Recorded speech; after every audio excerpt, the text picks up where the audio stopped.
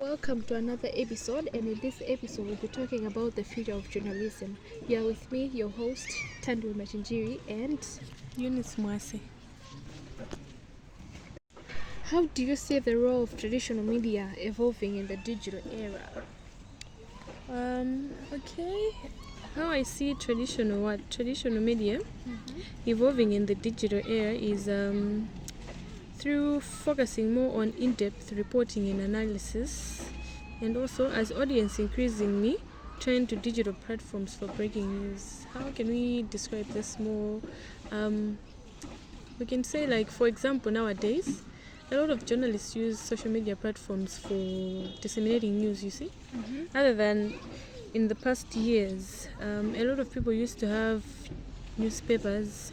A lot of people, to access information on what's happening around the world, they needed to have newspapers or actually sending letters to their other parties. So the role of traditional media is evolving and is bringing more analysis, since now people can actually, someone writes a story. For example, let's say I write a story as a journalist. People bring in comments in the comment section. For example, on Facebook, there are comment sections where people can ask if something wasn't understood.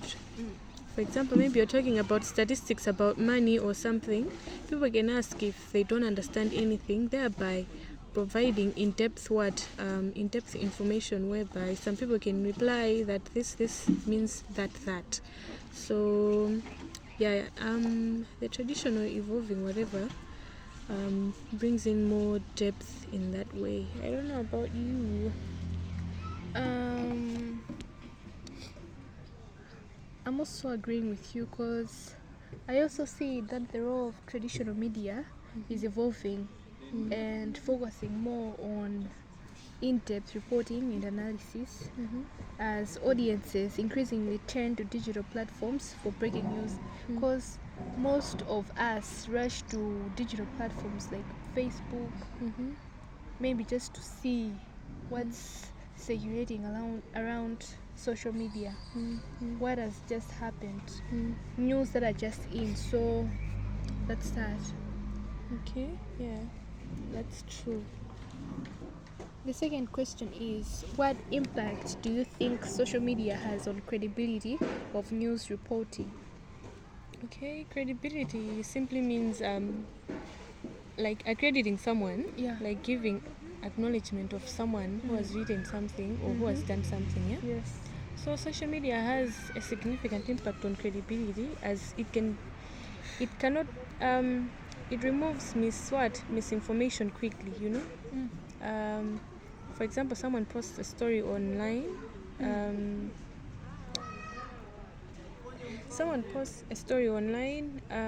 I think no, it has a negative impact because it can spread misinformation quickly. Yes. Yeah, because if someone posts something online, someone might lie that it was posted by this person. And also, people are quick to believe any information that is posted online, any information that is circulating online. So people easily get that information and use it, regardless of having time to think about it, that is it really true. So I think that's that. And since now people are more advanced to technology, they can edit even dates, Even pictures. Yes, they edit everything, every detailed information. So social media now is bringing risks to spreading misinformation quickly, because someone can just edit something that this story was written by Tandwi Machinjiri, but the information there is actually impacting someone else's life in a very bad way or in a negative way. So this is bad. And social media also can make it crucial for journalists to verify sources and fact check them before sharing any information, because now you're able to see that, okay, for example, on Times, every story writer or every reporter writes their name above or below the story that they have written. So as you're getting sources, you know that this story was written by this person who is from, maybe, for example, if you're covering a story from Salima, obviously you were in Salima.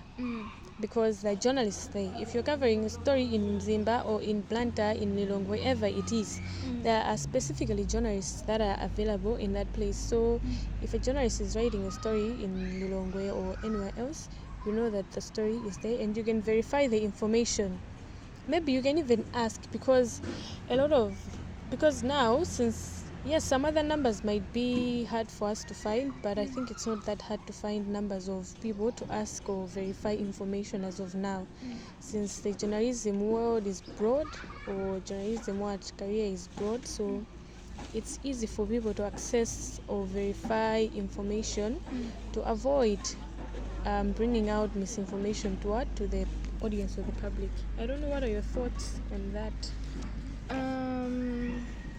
As we all know, social media has a significant impact on credibility. As you've already said, it spreads stories that are not true very fast. Yeah. And mostly these social media platforms just post the information just to maybe just get attraction, or maybe just gain followers. Information that is not even true, information that is not verified.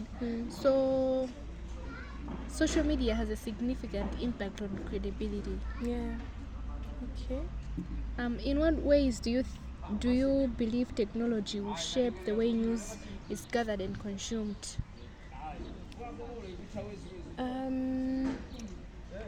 In what way do I believe technology will shape the way news will be written? Okay. Technology will likely shape news gathering through tools like data analysis, analytics, and AI.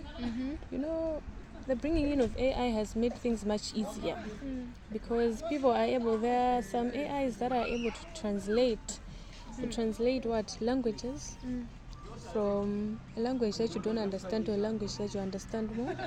And also the AIs, these artificial intelligence, they can also bring in more information about something. Yeah.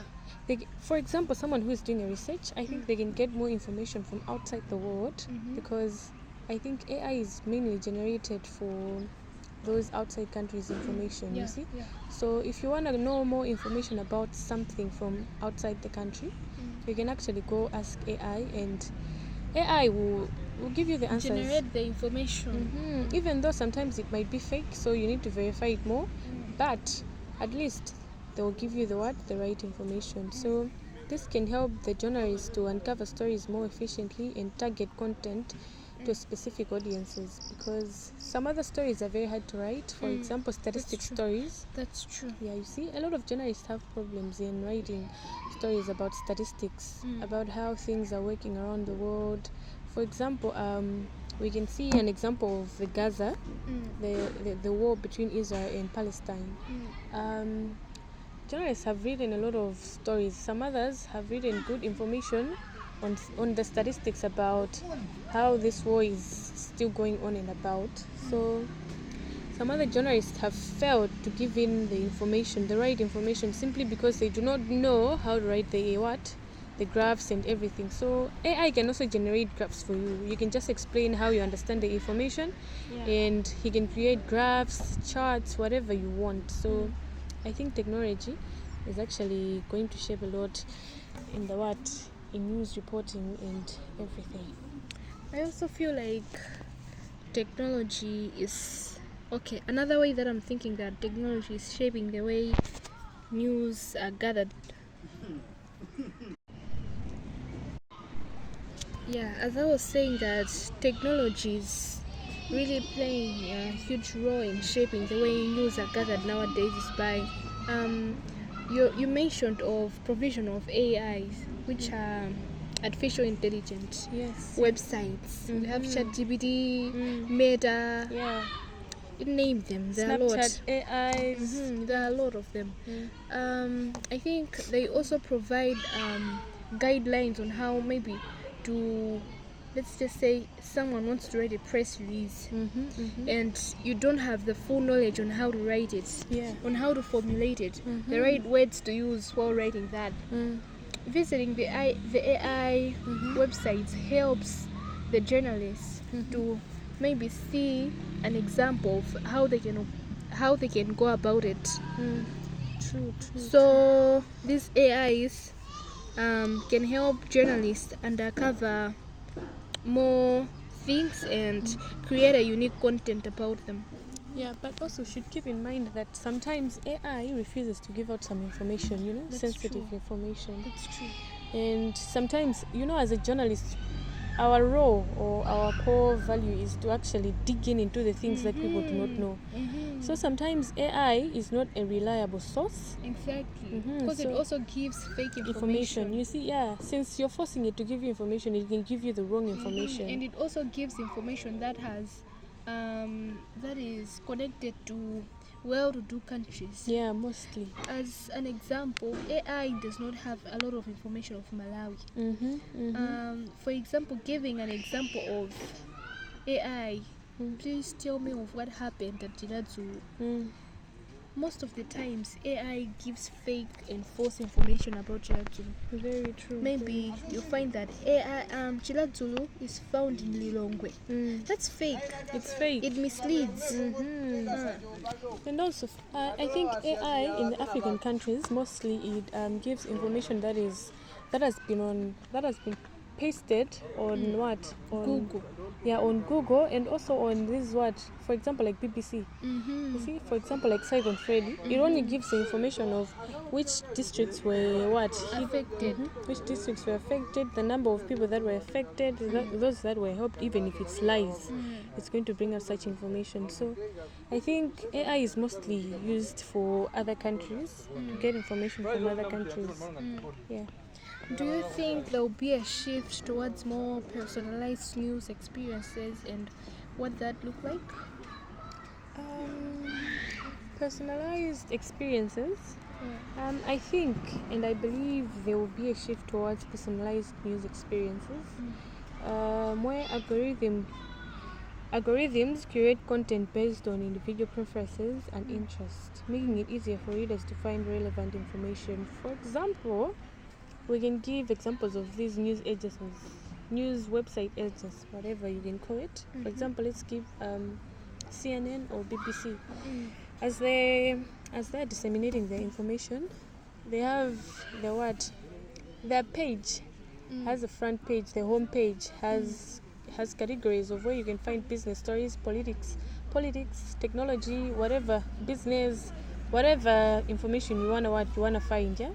So I think that makes it more personalized for people to find the right information that they need, because some people do not love politics. I don't. Just like myself. Yeah, some people do not love politics. So as someone, I think when you're choosing, you either choose the business stories and then you find only business stories suiting to your interest. And also sometimes I think these social media platforms, you can choose an option. They give you an option before registering to their platform, to their application, that which contents do you want to see.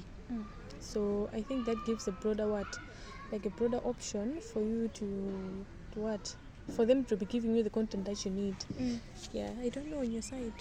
Not on that, but I wanted to bring this to our attention. The topic is the future of journalism, right? So with the way things are right now, we have a lot of robots that have been manufactured. Yeah, very true. A lot of robots that are being used as presenters. A lot of robots that are being used to collect information. At first we didn't have drones. Now we have drones that are taking consuming some of the activities that journalists used to carry out. For example, we just have to people send drones maybe to capture movements or activities, or maybe an occurrence that has taken place in a religion or an area. So don't you think the coming in of robots and all these will affect the future journalism, bro? Yeah, I think that will affect the future of journalism, because sometimes these things might capture the information that people need, but they are processed or managed by people. So for example, a robot can be how do I describe this? A robot can be told or or what processed to give out information on politics only and talk Yes. about goodness of politics. You see, Pomo as a person like me, if I see that this thing is not nice, I will write that story whether it puts me at risk or not. You see, so I think the future of journalism will actually be distorted because there will be much dissemination of false news and people will not even realize it. Yeah. A lot of people will not realize it simply because the information will look real, yet it's not even real. Because sometimes we journalists fail maybe to give the right information simply because Yes. it doesn't have much credibility to it. Like the pictures or maybe the videos were not enough, you see. So these robots will actually make sure that they use the right amount of videos, whatever they're going to be using, but it's going to be false information. So I think it's going to be bad, and it's going to also be bad for what? For journalists to find jobs. It's taking away our job. Yeah, our jobs. I think now a lot of journalists will become more jobless because since now the computers will be operating. It's not people who will be operating, and people find other people's problems, find journalists' problems, I should say so. That we don't know how to write stories, whatever they want to say, people are lazy, whatever shit. So I think now these robots are going to take our place because they're going to be processed to manage the things that we weren't managing, like time management or doing things over time. You see, and also these computers cannot be killed, cannot be destroyed. So people will say, I would rather have this robot because it's not going to be killed, it's maybe going to be damaged and processed again. So if a journalist dies, we have to find another journalist. So I would rather get the robot other than get a journalist, and then the journalist should die, I should pay up for their death warranty, whatever they call it. That's going to cost us a lot, so it's going to be very bad for us. Yeah. But also we have to keep in mind that these artificial robots, or these robots that are run or that are just in conjunction with artificial intelligence, have positive impacts and also have negative impacts. Yeah. So I wanted us to talk about some of the positive impacts and some of the negatives. I'll start. Okay. I think, as you already said, the positive impact of these robots are that they can work over time, since they can be charged. Maybe they use batteries, they use electricity to charge them. So I think the invention of these robots will help in maybe tackling some parts that us as human beings cannot manage to do that. As you know, we all get tired. We can't work continuously for 24 hours or 48 hours. No. We still need time to rest. Well, as the robots can work continuously even for the whole month. Yeah, they can, so long as they're being charged. Yes. And charging, I think maybe it's just even 1 hour or 2 hours. You since see? The advancements of technology are at a very high peak now. So I don't think a robot would be charged for a whole day. No. That means they're going to lose money, they're going to lose a lot of things. So yeah, I think that's and the other positive impact of these robots is that they assist in research. Since they are AI generated, they help in assisting research. In a way that for a robot works hand in hand with AI. So basically, all the information that is produced or that is given out by the robot, the robot is already fed by the artificial intelligence, which helps it to cover a wide range or maybe some angles where journalists cannot even manage tackling. I think the robots they also have an advantage because they offer personalized news. true. What is personalized news? Personalized news refers to the tailored or delivery of news content to individuals based on their interests, preferences, and behaviors. And this method can be achieved through various technologies such as natural language processing, which is also known as the NLP, content recommendation engines. So robots have different things, they work on different things. Robots provide different varieties. They provide mental varieties, health varieties, school varieties, anything. So I think these robots, as I've already said, as if we compare it to a journalist, a human journalist, it's different. Because if we put a robot on and a person on the same ground, I think in this category, the robot is the one that is going to surpass the human. Because for a human to provide different contents, they have to think and generate the information, even using the same robots. While the robots provide the information just after it has been approached or whatsoever. Yeah, very true. And also, I've thought of what should I say, of an advantage. You know, as people, we have certain diseases that we can suffer. Headache. Sometimes headaches can make you to not write anything or not do anything. That's so true. the robots come in handy because they don't get sick. You see, those things don't get sick. You just need to charge them, change batteries, and whatsoever. So as a person, sometimes maybe you needed to cover up something. You fail to go to a function or to cover up something simply because you're sick. So the robots, I think they have an advantage that they don't get sick. You just need to charge them or change their batteries, and they function very well. It's true, because as we all know that once a human is maybe using computers for a long time, using electronic things, I think they start to develop problems with their eyesight. Yeah, very true. Yeah. While a robot runs for a long time without developing diseases, as long as it's charged, as long as you've changed the batteries, it keeps on running. And also, as we grow old as people, you know, our bodies start to function differently. Exactly. Yes, our mindset changes, but our body now starts degrading itself. You see, and sometimes we don't even know that we're not even eating healthy or whatever. So those robots are not fed anything apart from electricity.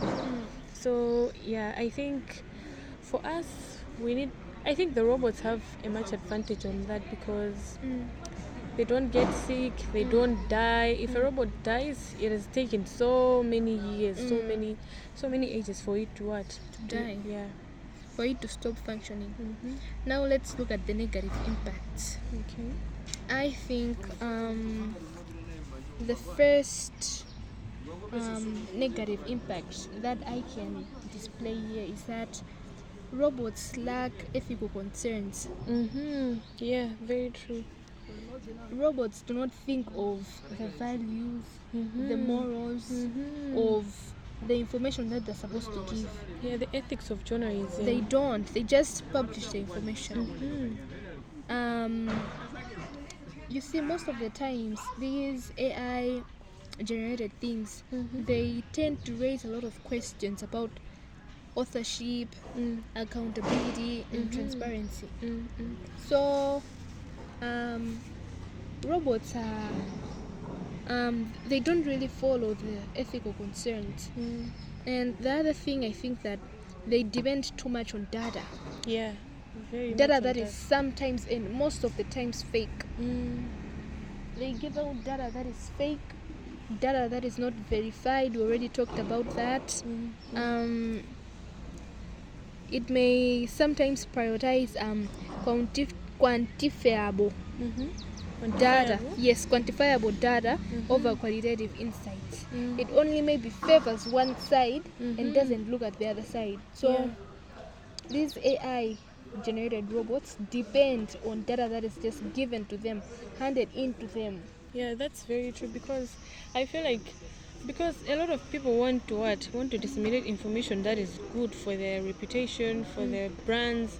So they can process or automate these robots to just write the goodness of the company. Like I said earlier, that these robots can be automated or can be programmed to actually disseminate good information only about politics, not knowing that there is something bad being done behind politics. Because as a person like me, if I'm seeing something bad is happening, I would definitely try to bring that out. You see, if I'm seeing that You would immediately rule it out to avoid offending some groups and some races. You see, and also as I'm writing that, I'll consider that if I write this, what is going to happen to this party, what is going to happen to the world, because there's some other informations that do not need to be disseminated, even though they're important. You see, so as the robots, they just write anything that they want, that they feel like is worth the news, whereby it's not supposed to be disseminated out to the people.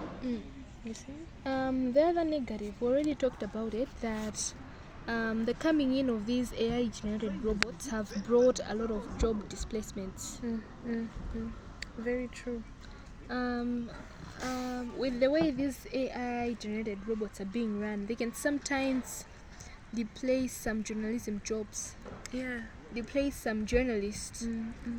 Since they can be automated, maybe to present something, make a presentation, write a story, that is taking away jobs for journalists. For example, I don't think companies would find it fit to employ someone while they've been given an opportunity to maybe have access to a robot. They would rather buy a charger or rather buy batteries to charge that AI generated robot rather than paying amounts of money to someone. They would consider it as losses. The thing will be about companies paying the journalists, because they'll think every function we should pay a journalist. No, we would rather get a robot.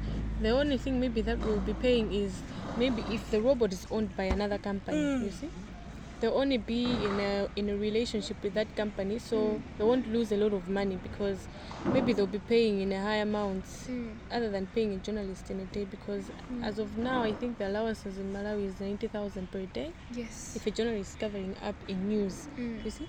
So those people will consider that if we lose 90,000 and maybe losing that 90,000 in a month, like paying another company, we would rather get the robot other than get the person, because we will be losing a lot of money. So these robots are bringing so much disadvantage to us journalists, because now we're not going to be finding jobs in the future. But in Malawi, I think that will take a lot of time, because there is a little bit of low advancements in technology. That's true. We're safe. We're safe as journalists in Malawi. But not really safe. As you can see, we already have drones. Drones are now in. Drones are already in. Journalists are no longer being assigned maybe to go to the mountain, get pictures of this. Drones are now being sent. They're now being sent. So I think that is so much of a disadvantage to us as journalists. But we hope for the best. We've talked about the negatives and positives of robots, and now I wanted to ask, what do you think can be done to equalize the robots, and so that they shouldn't be stealing away jobs from the journalists? What do you think can be done? First of all, maybe I'll just say a few. So journalists can be trained in the magic technologies like AI, data analysis, or VR. So I think training the journalists in how to handle such technologies would equalize these things, because they can just maybe you can ask AI about something, they give you the information, and you use that to write your own stories. That would be good for a journalist. That's a very good move. Another one I think could be about developing skills in data-driven storytelling or investigative reporting. And also fostering critical thinking, creativity, and emotional intelligence. I think this would be of much help, because journalists now, they because they use critical thinking, they cannot give out information that is false, that was taken from AI.